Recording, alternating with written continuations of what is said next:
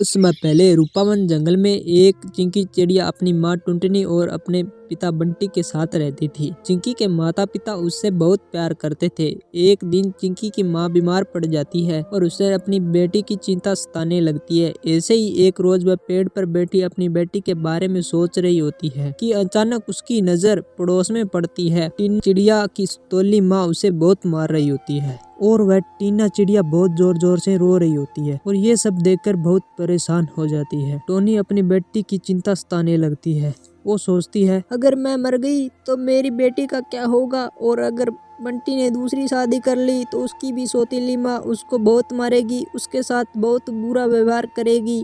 जब शाम में बंटी घर लौटता है तो उसे टुनटुनी से कहती है, सुनो जी, अगर मैं मर गई तो आप दूसरी शादी बिल्कुल नहीं करेंगे, वरना सौतेली माँ मेरी बेटी पर बहुत ज्यादा अत्याचार करेगी। यह सुनकर बंटी कबूतर उसे समझाते हुए कहता है, टुनटुनी, चिड़िया मरे तुम्हारे दुश्मन, ये कैसी बातें कर रही हो, आज तुम्हें ये कुछ नहीं होने दूंगा मैं, तुम जल्दी से ठीक हो जाओगी। नहीं, तुम मुझसे ये वादा करना ही होगा, तुम मेरे मरने के बाद कभी दूसरी शादी नहीं करोगे। टुनटुनी, मैं तुमसे वादा करता हूँ, मैं कभी दूसरी शादी नहीं करूंगा। कुछ दिन ऐसे ही गुजर जाते हैं। टुनटुनी की दिन ब दिन हालत बिगड़ती जा रही थी और एक दिन वह मर जाती है। चिंकी चिड़िया अपने माँ से लिपकर रोने लगती है। उठो ना माँ, तुम क्यों नहीं उठ रही हो? माँ, तुम अपनी बेटी को इस तरह छोड़कर कहाँ चली गई हो माँ? अपनी बेटी को रोता देखकर बंटी अपनी बेटी को चुप करवाता है। चिंकी बेटा, तेरी माँ बहुत अच्छी थी, इसलिए ऊपर वाले ने उसे अपने पास बुला लिया है। बंटी खुद अपनी बेटी का ध्यान रखता और बाद में काम पर चला जाता था। फिर ऐसे ही एक रोज कालू कौवा आता है और बंटी से कहता है,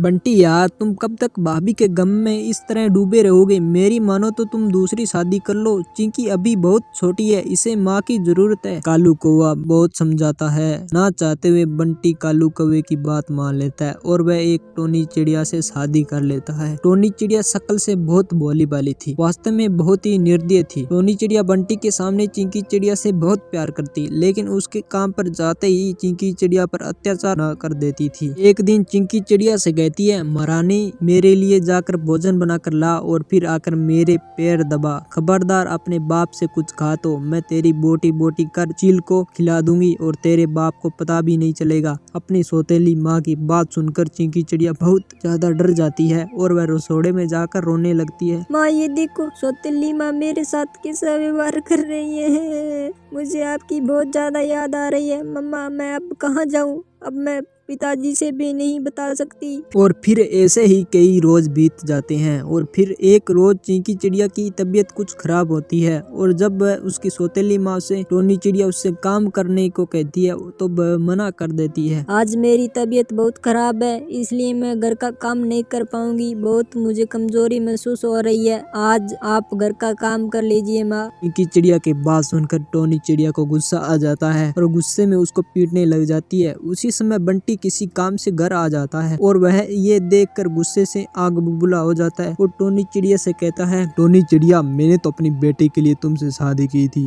और तुम मेरी बेटी के साथ बहुत बुरा व्यवहार करती हो, तुम अभी वक्त और इसी वक्त मेरे घर से निकल जाओ। यह सुनकर टोनी चिड़िया बंटी से माफी मांगने लग जाती है। बंटी, मुझे माफ कर दो, ये चिंकी चिड़िया बहुत ही जिद्दी और बदतमीज है, तुम जानते हो ना मैं तुमसे और चिंकी से कितना प्यार करती हूँ, तुम मुझे बताओ, अपनी बेटी को नुकसान पहुँचा सकती हूँ क्या? बंटी टोनी चिड़िया की एक नहीं सुनता और उसको माफ नहीं करता। बंटी टोनी चिड़िया को घर से बाहर निकाल देता है। अब बंटी अपनी बेटी चिंकी के साथ खुशी खुशी रहने लग जाता है।